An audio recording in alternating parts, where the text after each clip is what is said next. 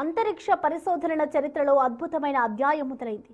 దశాబ్దాల క్రితం అపోలో మిషన్ను సృష్టించిన రికార్డులు దుమ్ము దులుపుతూ నాసా తన అత్యంత ప్రతిష్టాత్మకమైన ఆర్టెమిస్ 2 మిషన్తో అంతరిక్షంలో దూసుకెళ్లుతోంది. అపోలో తర్వాత మళ్లీ ఇన్నాళ్లకు మనుషులు చంద్రుడికి ఇంత దగ్గరగా వెళ్లడం ఇదే మొదటిసారి.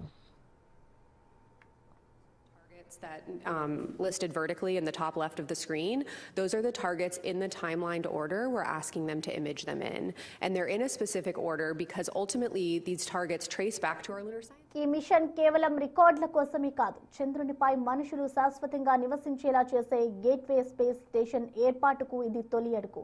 చంద్రుడిని ఒక టెస్టింగ్ గ్రౌండ్ గా మార్చుకొని అక్కడి నుండి అంగారక గ్రహం మీదకు మానవుడిని పంపడమే నాసా అంతిమ లక్ష్యం. ముఖ్యంగా చంద్రుని దక్షిణ ధ్రువం వద్ద ఉన్న మంచు నుండి నీరు, ఆక్సిజన్, రాకెట్ ఇంధనాన్ని తయారు చేసే అత్యాధునిక సాంకేతికతను ఈ మిషన్ ద్వారా పరిశీలించబోతున్నారు.